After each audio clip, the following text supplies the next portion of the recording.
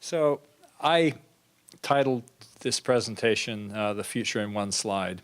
I actually have a few more than one slide.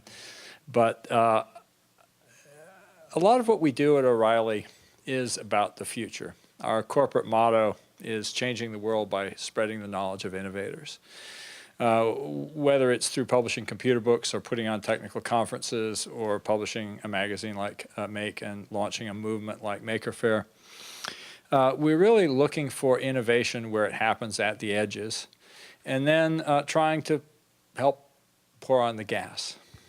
But in order to do that, we have to have a sense of where the future wants to go. And we often get that sense by watching individuals who are out there inventing that future. Because, of course, the future doesn't just happen. People make it. And watching the makers is the surest way to know where things are going. And, of course, you have to think about it in the right way. You have to notice what's important about it. And that brings me to my future in one slide. There are many elements that come together here. But let's roll that first slide. This is an image of Stanley, the robotic vehicle that won the DARPA Grand Challenge in 2005. Well, why is it significant? Well, first off, we see the maker movement at work. This is clearly a homebrew kind of operation. If you saw the various robotic cars, they were all put together by individual teams, a lot like those early attempts at flight back in around the turn of the last century. People who were just saying, wow, this seems impossible, but let's see if we can make a car that could drive by itself. Fast forward to the next slide, and 6 years later, and you see a couple of things.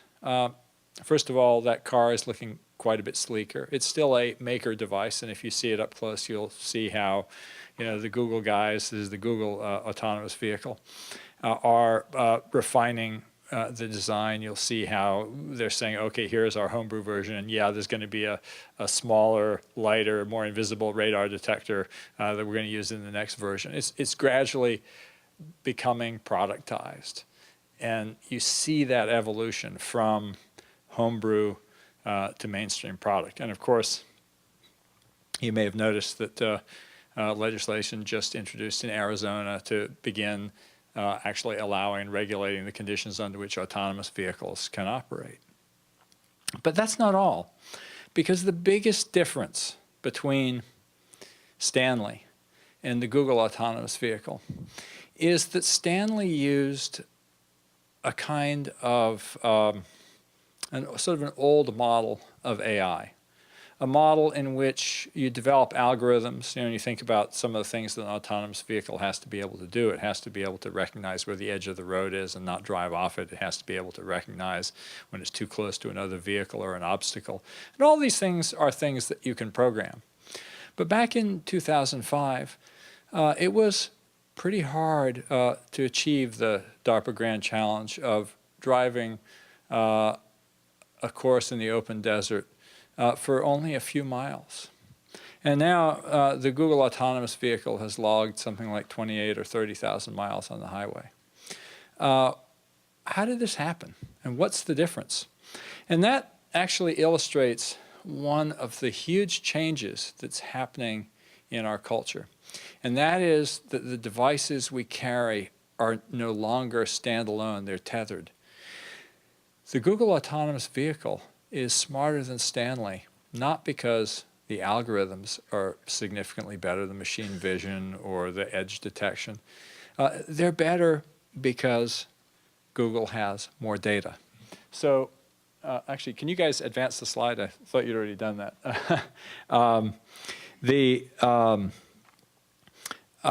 These intelligent machines of the future are connected. So next slide. Peter Norvig, who's the chief scientist at Google, once said, we don't have better algorithms. We just have more data. And I was blown away when I talked to the Google team about some of the data that is helping to operate this car. Now, first of all, you have to understand this is a car that has senses, just like we have senses. You know, we can see, we can hear. This car can also see. I don't know if it can hear or not, but it actually can see at frequencies that we can, i.e. with radar. It has a sense of location from GPS and cell tower triangulation and various kinds of electromagnetic senses that we don't have. But then it uses that data to consult its memory. Where is that memory? It's in the sky, because it turns out that that car is referencing a database that Google created by having humans drive every one of the roads in this country. And when they drove those roads, making Google Street View, they didn't just take images of what was happening on the road, you know, by the side of the road, you know, the familiar Google Street View of what does it look like here, you know, what business is this? They actually took images of the road surface. They did range finding from various points where they could say, okay, here I am, I know exactly where I am because there's a strong Wi-Fi signal, I've triangulated and I've got various means of locating myself, and I now know that it's 50 yards to a stoplight. Now, one of the things that Peter said to me, he said, you know, it's a pretty hard AI problem to pick out a stoplight out of an unlimited field of view. It's a fairly trivial AI problem to figure out if the stoplight is red or green if you already know that it's there. And so there's something really interesting here in that the Google autonomous vehicle had to learn in the same way that children learn. It had to gather experience. But now here's one of the really amazing differences that is going to shape all of our futures. It didn't learn by doing it itself. It learned by what other people did. And that's really the secret of, you know, what years ago, and that was actually Dale who coined the term Web 2.0, not me, although I'm the one who spent all my cycles popularizing it and explaining it. But this idea that we collectively are loading our experiences into online databases is a transformative thing. And there's a new kind of man-machine symbiosis that's happening, where this car learned because humans drove the roads first. But they drove the road with an augmented vehicle that captured that experience in a way that could be reused by a machine. So that convergence of those two trends of big data, predictive analytics on that data, real-time response using sensors, and the DIY movement is the very core, I think, of where the most interesting and engaging and amazing transformations in our culture are going to happen, and where you should be looking for entrepreneurial explosions. Next slide. This is one of my favorite quotes. William Gibson, the science fiction writer, said it many years ago. The future is here. It's just not evenly distributed yet. And so when I talk about this connected data future, we're all beginning to experience it. So if you look in the next slide, you'll see just that familiar image. If you have a smartphone and you think about using something like Google Street View on that phone, you have an augmented device that has senses that you don't. It's connected. It knows things. It helps you to know things. And we're slowly slipping into a world where, you know, we can function less and less without these augmented devices. We are connected in the same way that the Google autonomous car is connected, although we kind of look at the screen to get our data and think about what we're going to do about it, whereas it just responds autonomically. Next slide. And of course, you know, that device also lets us connect to people around us. When you have an application like Foursquare, it's in, you know, people look at it and go, oh, it's kind of trivial. Why would I want to check into a, you know, a restaurant or a health club or whatever it is they're asking me to do? Why do people do that? But then you go to an event, like when I went to South by Southwest in Austin, how great was it to say, where are all the good parties? And you could open it up and you'd say, okay, well, 30 of your friends are over at this bar right now.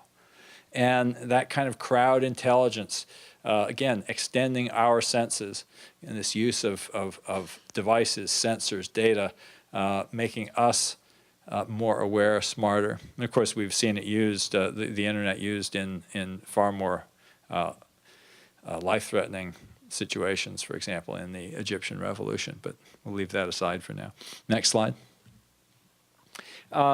So one of the really, really interesting things that we saw in technology this year, one of the really big announcements was when Google threw its weight behind the Arduino open source sensor and control platform. This is something that a few years ago, when it was first featured in Make magazine, was the darling of hobbyists. And now all of a sudden, Google's saying, well, we're going to connect it to our phones and other devices. Let's see what can happen. And it was amazing. This is a big conference that Google throws every year, probably maybe 3,000 or 4,000 developers there. And they had keynote sessions, and then they had this breakout session on this, hardware plus Android hookup. And it was really funny because it was basically the entire conference tried to fit into the breakout session. They went, oops, this should have been the main stage. It was literally the entire, it was packed solid down the hall that went to this breakout room. And I was like, oh, great, if we're trying to get 4,000 people into a room that will fit 500, this is a problem if you're a conference organizer. Next slide. Kind of another, so this, by the way, is just kind of how I think. You look for news from the future. You sort of have this sense of a trend like the one I'm talking about, and then some news item crosses your radar, and you say, oh yeah, there's another confirmation. So here was an announcement from Ford about how they're using Google's prediction API to actually try to improve fuel economy in vehicles with crowdsourced data about where people are likely to be going. Just really crazy stuff. But again, this crowd intelligence, collective intelligence that we have in web apps starting to make its way into stuff. Next slide. This is really another just mind-blowing level of innovation. Machine vision is really going places. And you guys probably know about Microsoft's Kinect game for the Xbox. And within days of it being released, it had been hacked for all kinds of uses. And the new Microsoft went, oh, wow, we have a winner on our hands. In the old days, they would have tried to shut everybody down. Stop hacking on our device. Instead, they said, oh, people love our device. They want to make it do things that we didn't intend. How great is that? And of course, they're releasing an Open Connect API to make it easier for people to use it for unintended purposes. And that, of course, is, I think, the new business wisdom. Create a device that people want to hack on, and then see what they do with it. And when you see what they do with it, you can use that to expand the range of your products. Because, of course, the DIY version is just a signal of what the market wants. But anyway, the things that get me most excited about Connect are public-spirited applications. For example, there's a series of medical applications. We held a healthcare hackathon in Boston a few months ago, and the winning application used the Connect to follow the progress and basically tell clinicians whether somebody with a movement disorder like Parkinson's disease was getting better or worse. And this from a cheap consumer product sort of hacked to turn it into a medical diagnostic device. And again, when you start thinking about that connected again to cloud intelligence, and you start saying, whoa, the more patients it sees, the better it will get at understanding exactly how to do an application like that. Next slide. So that brings me to Kansas City and Google Fiber. You guys are super lucky. But I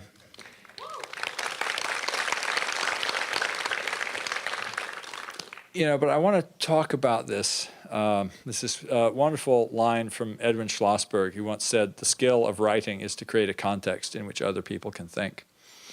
And it's so easy when you think about the future to think about it as being very like the past. And so a lot of people, when they think of high-speed internet, they go, ooh, woo, I get to watch my movies even faster.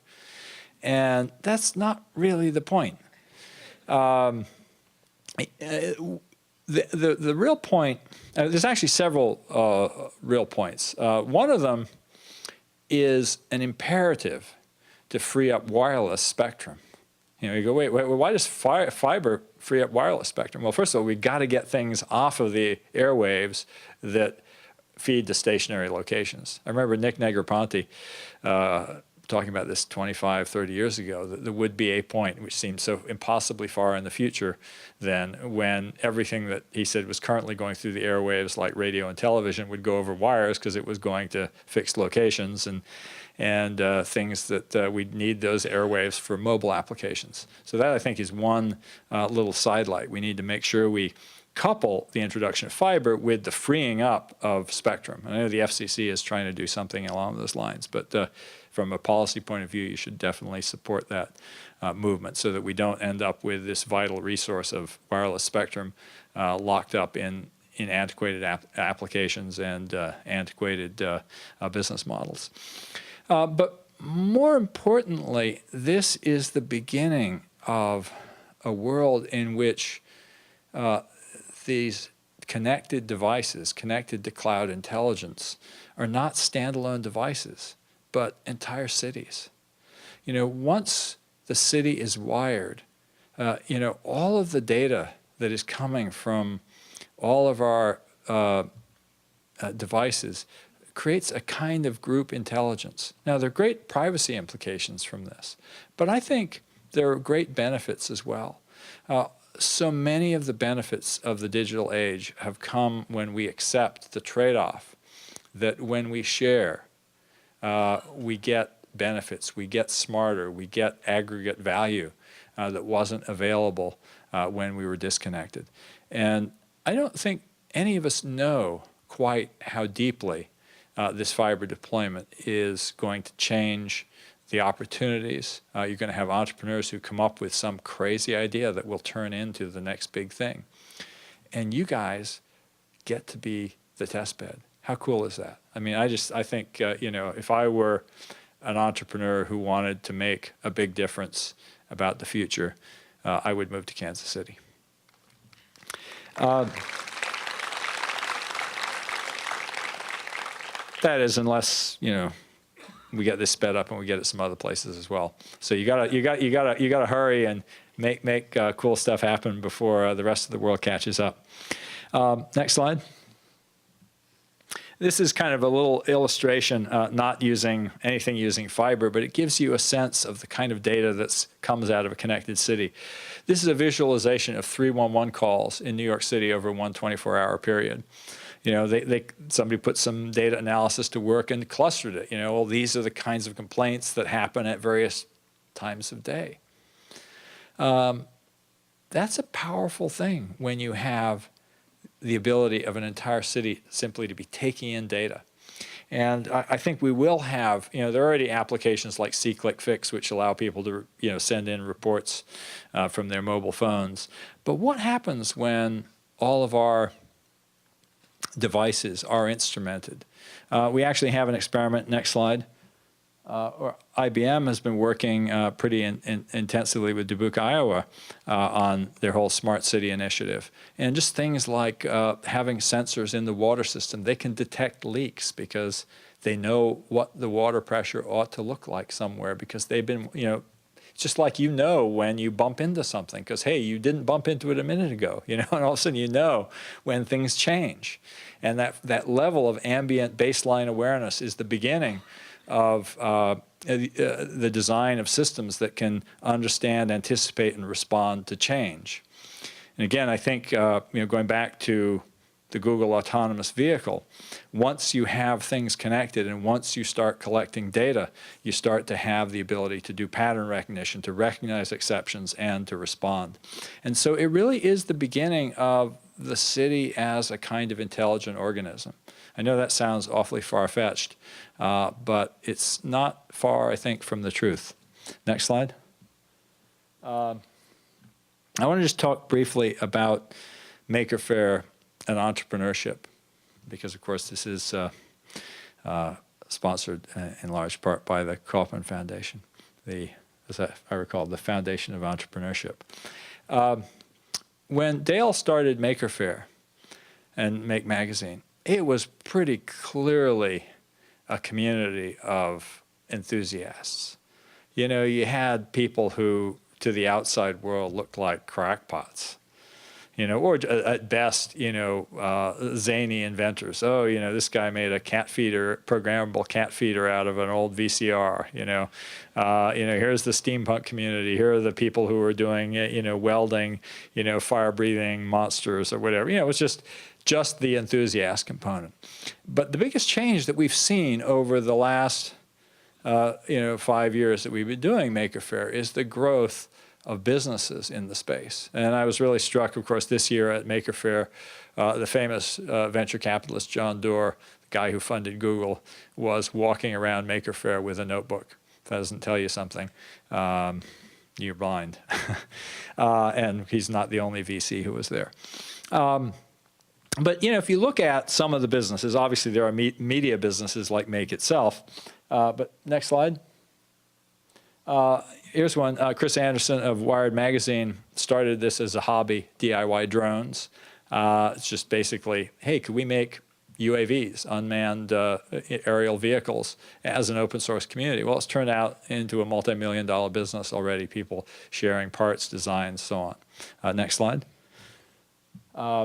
This is just up there because of the idea that people come up with very different business models. iFixit crowdsources and publishes fabulous, illustrative fix-it manuals, repair manuals, and makes its money by selling the parts.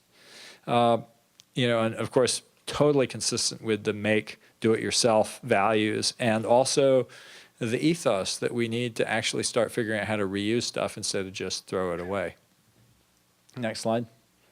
And, we're also seeing the first stirrings of the custom manufacturing revolution. In this talk, I've focused mainly on sensors and sort of the intelligence that happens when you put devices together with cloud, big data, and predictive analytics. But there are increasingly small businesses that are putting lightweight, short-run manufacturing to work. This company, Beta Brands, crowdsources designs from lots and lots of different people, does very short-run manufacturing, often 400 or 500 units at a time, sells on the internet only. So I think there are many other new small manufacturing businesses growing up in this space. So from media to manufacturing, from R&D to just pure and simple fashion, I think we're seeing the beginnings of an entrepreneurial revolution. When John Markoff, the famous New York Times technology reporter, first came to Maker Faire, he said, this is just like the West Coast Computer Fair in the early 80s. This was the beginning of a revolution. He said, this is the next revolution. So here we are in Kansas City in your version of that next revolution. Next slide. Oh, this is one more. This is a site called Thingiverse, which was started by some of the people involved in 3D printing, but it really indicates this sharing ethos where they're trying to share designs. So this is kind of another take on cloud intelligence. Right now we think about people sharing music. How far is it and how long is it before we're sharing things? I'll send you the design and you print it out. Just interesting little taste of the future there. Next slide. This is what I want to leave you with. There's a famous article from 1945 by Vannevar Bush, appeared in The Atlantic, called As We May Think. In many ways, it's the document, the proto-document for everything that we've seen today. It was really about the possibility of human augmentation. Vannevar Bush described a device that he referred to as the Memex, which would augment humans by letting them retrieve information. And in many ways, it was a prototype for what you might now recognize as Google and the World Wide Web. Life magazine wrote a story on Vannevar Bush's Memex, and this is how they imagined it. It was a desk with spools of microfilm, gears that let you immediately search through these vast arrays of microfilm to find this information that you might want. They had no idea of how we would experience it today with the World Wide Web. And I want to leave you with this illustration just to remind you that the crude imaginings of today give us a sense of direction, where the future wants to take us, where technology wants to go. But it doesn't tell us how it's going to get there. Somebody has to invent that future. Somebody has to come up, and it's often a community, a zigzag. One person adds this, another person adds that, and bit by bit, the future comes together. So I believe we are moving towards a future with far more intelligent devices connected to vastly more intelligent machines that are really reflections of our collective consciousness. And I think that future is going to look very different than the world today. But it's a future that is up to us to invent, to shape, and to guide. In many ways, it's our child. We have to put our thoughts to how we want to raise it.